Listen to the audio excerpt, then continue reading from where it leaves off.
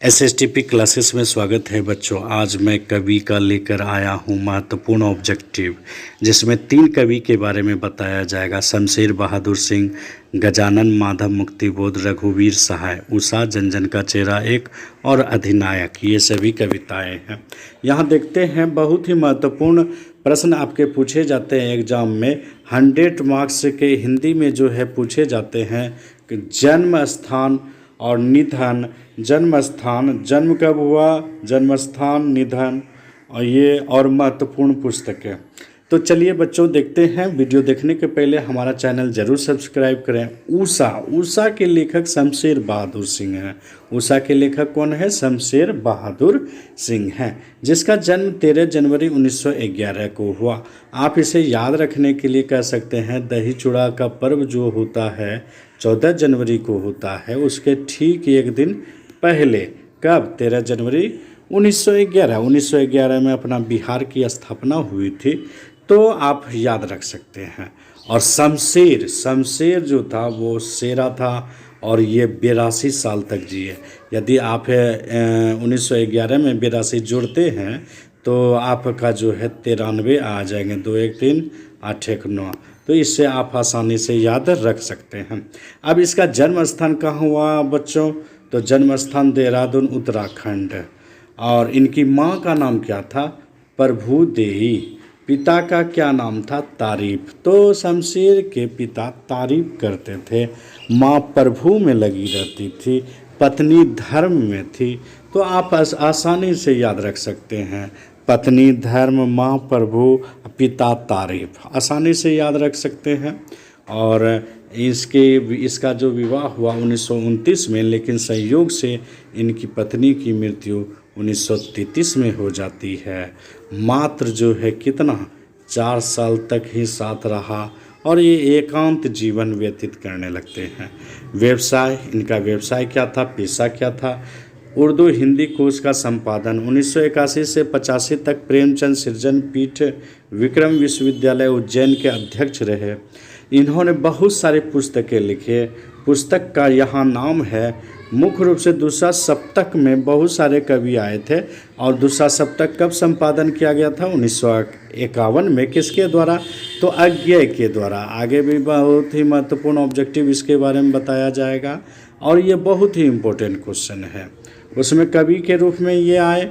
फिर है कुछ कविताएं 1959, कुछ और कविताएं 1961, चुका भी नहीं हूँ मैं 1975, इतने पास अपने 1980, उदिता 1980, बात बोलेगी 1981, काल तुझसे होड़ है मेरी 1982, टूटी हुई बिखरी हुई कहीं बहुत दूर से सुन रहा हूँ, सुकून की तलाश। तो इसमें जो है मुख्य रूप से ये पूछे जा सकते हैं कुछ कविताएं, कुछ और कविताएं, चुका भी नहीं, और बात बोलेगी, काल तुझसे होड़ है मेरी। एक बार ध्यान से पढ़ लीजिएगा तो बच्चों नहीं भूलिएगा। चलिए अब उषा से संबंधित जो भी महत्वपूर्ण प्रश्न है उसका जो है देखते हैं क्वेश्चन आंसर कि उषा में क्या क्या है। बहुत ही महत्वपूर्ण ऑब्जेक्टिव। पहला प्रश्न है, शमशेर बहादुर सिंह किस पत्रिका से कवि के रूप में आए थे? तो उत्तर है दूसरा सप्तक 1951। अभी मैंने तुरंत समझाया था, दूसरा सप्तक कब? 1951। और दूसरा सप्तक के संपादक कौन थे? बहुत ही इंपॉर्टेंट क्वेश्चन। सच्चिदानंद, हीरानंद, वात्स्यायन, अज्ञेय भी सिर्फ याद रखिएगा तो कोई दिक्कत नहीं है। और ये अज्ञेय जी ने कब किए थे संपादन? 1951 में। इसमें बहुत सारे कवि आए थे। कवियों के कवि किसे कहा जाता है? तो इसका उत्तर होगा बच्चों शमशेर बहादुर सिंह। प्रकृति वर्णन से संबंधित कौन सी कविता है? प्रकृति मतलब आपका नदी, झील, झरना, आसमान, पत्थर, पहाड़, तो ये प्रकृति वर्णन होता है। प्रकृति वर्णन से संबंधित कौन सी कविता है बच्चों? तो उषा। बिंब पर आधारित कौन सी कविता है? कल्पना पर ज़्यादा कौन सी आधारित कविता है? तो इसमें भी उत्तर मारिएगा उषा। प्रातःकाल का नभ कैसा था? मैंने वीडियो में पढ़ाया है। तो बहुत नीला, शंख के जैसा, या सिर्फ आप मार सकते हैं बहुत नीला। अगला प्रश्न है, उषा शीर्षक कविता के कवि हैं। ये तो आप जानते हैं, बहुत ही आसान है, शमशेर बहादुर सिंह। ऐसे भी उषा के साथ शमशेर याद रखिएगा। लाल केसर और लाल खड़िया चौक किसके लिए प्रयुक्त है? तो इसका उत्तर है बच्चों आकाश के स्वरूप के लिए। गौर झिलमिल दे किसका है? यहाँ झिलमिल दे होगा, दोए का हो, दे हो छूट गया है, दे किसका है? तो युवती, और युवती बिंब किसके लिए आया है? तो सूर्य के लिए। किसके लिए आया है बच्चों? सूर्य के लिए। उषा का जादू कब टूटता है? तो सूर्योदय के समय। जैसे ही सूर्य का उदय होता है जादू टूट जाता है। गौर झिलमिल किसके लिए प्रयुक्त हुआ है? तो इसका भी उत्तर क्या होगा बच्चों? सूर्य के लिए। अब आगे चलते हैं बच्चों। अगला है बच्चों जन जन का चेहरा एक। जन जन का चेहरा एक, इसके लेखक कौन हैं? तो गजानन माधव मुक्तिबोध हैं। कौन है? गजानन माधव मुक्तिबोध। और गजानन माधव मुक्तिबोध का जो जन्म हुआ था 13 नवंबर 1917 को हुआ था। कब हुआ था बच्चों? 13 नवंबर 1917। यदि आप 10वीं क्लास में पढ़े होंगे रूसी क्रांति कब हुई? 1917। इसे याद रख सकते हैं। रूसी क्रांति कब हुई? 1917। और अभी मैंने बताया आपको शमशेर बहादुर सिंह का जब बिहार की स्थापना हुई थी 1911। आप तुलना करके भी याद रख सकते हैं। और इनका निधन कब हुआ था बच्चों? 1964। भारत और चीन में जो युद्ध हुआ था वो हुआ था 1962। ठीक उसके 2 साल बाद जो है इनकी मृत्यु हो गई। एक रूसी क्रांति और भारत चीनी युद्ध याद रखना है, तो इससे आपको जन्म और मृत्यु आसानी से याद रहेंगे। अगला देखते हैं बच्चों, जन्म स्थान इसका कहाँ हुआ था? श्योपुर, ग्वालियर, मध्य प्रदेश में। गजानन माधव मुक्तिबोध का जन्म कहाँ हुआ था? मध्य प्रदेश। मुक्ति मध्य, मुक्ति मध्य, ऐसे ट्रिक से आप याद रख सकते हैं। मुक्ति मध्य। और कहाँ? ग्वालियर में। आपका जो है इनकी माँ का नाम माता पार्वती, पार्वती बाई, और पिता का नाम जो था माधवराज मुक्तिबोध, माधवराज मुक्तिबोध। माधव ये जो है टाइटल इन्हें पिताश्री से ही मिला है, माधवराज माधव मुक्तिबोध। गजानन याद रखना है आपको। अगला है कि इनकी शिक्षा जो हुई 1930 में उज्जैन के माधव कॉलेज से ग्वालियर बोर्ड की मिडिल परीक्षा में ये असफल हो गए। कब हो गए? पहले आपका चलता था मिडिल ही परीक्षा में बोर्ड, 1930 में ये फेल हो गए। लेकिन ये हिम्मत नहीं हारे, 1931 में सफल हो गए। चूँकि ये पिताजी का, इनके पिताश्री का पुलिस में नौकरी था, इसलिए एक जगह से दूसरे स्थान भटकते रहते थे, इसलिए इनकी पढ़ाई लिखाई अच्छी से नहीं हो पाती थी, ये फेल भी हो जाते थे। 1900 देखिए फिर माधव कॉलेज से ग्वालियर से, ये तो मैंने बता दिया 1931 में सफल। 1935 में माधव कॉलेज इंटरमीडिएट किए और 1937 में इंदौर के होलकर कॉलेज से बीए में ये असफल हो गए। फिर ये जो है 1938 में सफलता प्राप्त किए और 1953 में नागपुर विश्वविद्यालय से हिंदी से एमए किए। तो कोई भी लेखक कवि जो होते हैं हिम्मत नहीं हारते हैं, उनके संघर्ष उनका जीवन बयां करता है, जिसके कारण कि वो लेखक बनते हैं, कवि बनते हैं या बड़े आदमी बनते हैं। व्यवसाय 20 वर्ष की उम्र में बड़नगर में मिडिल स्कूल से मास्टरी आरंभ कर दिए। उसके बाद मास्टरी से ये वायुसेना पत्रकारिता से पार्टी तक काम किए। कई पत्रिका के ये संपादक भी रहे। 1956 में नागपुर से निकलने वाला नया खून का ये संपादन किए और 1958 से दिग्विजय महाविद्यालय राजनांदगांव में प्राध्यापक हुए। मास्टरी से शुरू किए थे और मास्टरी पर ही खत्म हुए। अब जो ये पुस्तकें कौन कौन सी पुस्तकें लिखे उसके बारे में देखना है। तार सप्तक के कवि थे ये। चांद का मुँह टेढ़ा है, भूरी भूरी खाक धूल कविता संग्रह है। काठ का सपना, सतह से उठता आदमी कथा साहित्य है।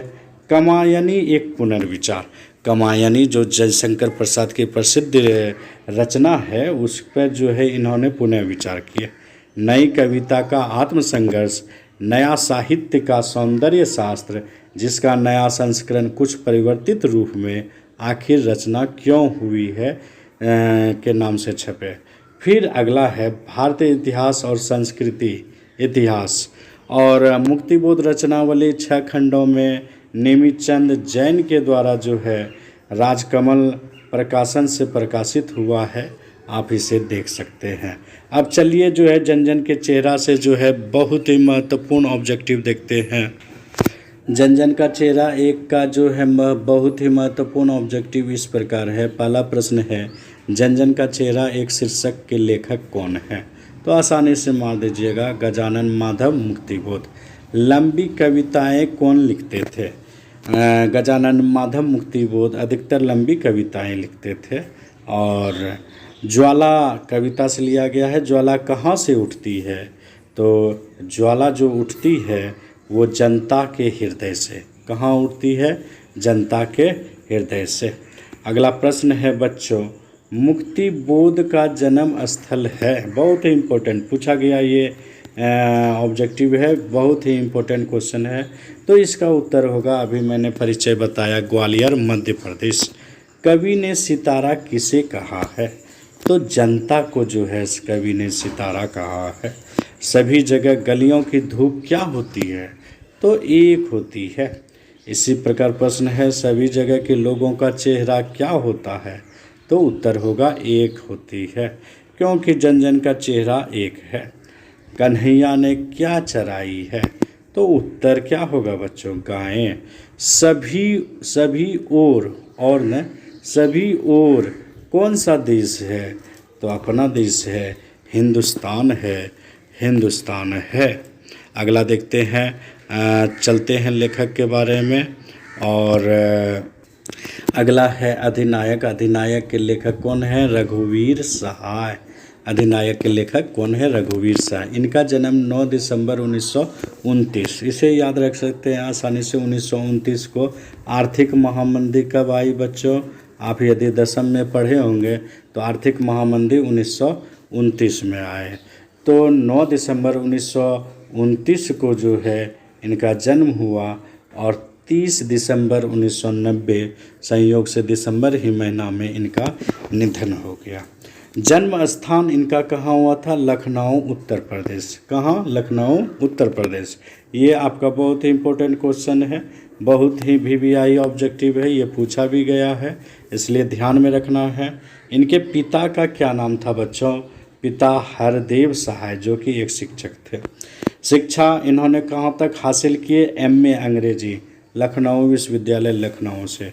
विशेष इनकी रुचि क्या थी? तो विशेष इनकी रुचि थी संगीत सुनना और फिल्में देखना। और इन्हें सम्मान कौन सा मिला? लोग भूल गए हैं के लिए इसे साहित्य अकादमी पुरस्कार मिला। किसे? रघुवीर सहाय को। और इन्होंने कौन कौन सी पुस्तकें लिखे? तो उसके बारे में दूसरा शतक में एक कवि के रूप में शामिल। आपको मैंने बहुत ही पहले बोल दिया था, आज्ञा जी पत्रिका निकालते थे, उसमें बहुत सारे कवियों का कविताएं आई थी, जिसमें रघुवीर सहाय थे आपके, और पहले मैंने बताया है। सीढ़ियों पर धूप में आत्महत्या के विरुद्ध हंसो हंसो जल्दी हंसो, लोग भूल गए हैं कुछ पते कुछ चिट्ठियाँ। ये आपका अधिकतर पूछा जाता है, आत्महत्या के विरुद्ध के लेखक कौन है? और सीढ़ियों पर धूप में इसकी सभी में है, कहानी में, कविता में, निबंध में। आसानी से याद रखिएगा। कहानी फिर देखिए, सीढ़ियों पर धूप में है, रास्ता इधर से है, जो आदमी हम बना रहे हैं। निबंध, सीढ़ियों पर धूप में, देखिए यहाँ कॉमन है, सीढ़ियों पर धूप में एक, कहानी में भी है 2 और निबंध में भी 3। इसे आसानी से याद आप रख सकते हैं। फिर अगला है निबंध में ही दिल्ली मेरा प्रदेश लिखने के कारण उबे हुए सुखी वे और नहीं होंगे जो मारे जाएंगे। इसके अलावा इन्होंने अनुवाद कार्य संपादन किए। संपूर्ण रचनावली 6 खंडों में राजकमल प्रकाशन नई दिल्ली से इनकी पुस्तकें प्रकाशित है। रघुवीर सहाय की अब रघुवीर सहाय द्वारा रचित अधिनायक का बहुत ही महत्वपूर्ण प्रश्न देखेंगे, बहुत ही इम्पोर्टेंट क्वेश्चन। प्रश्न है रघुवीर सहाय का जन्म स्थान कहाँ है? अभी मैंने तुरंत बोला था लखनऊ। रघुवीर सहाय किस रूप में आए थे? तो अज्ञेय द्वारा संपादित प्रयोगवादी संकलन दूसरा सप्तक में ये कवि के रूप में आए थे। और दूसरा सप्तक का संपादन कब हुआ? 1951 में।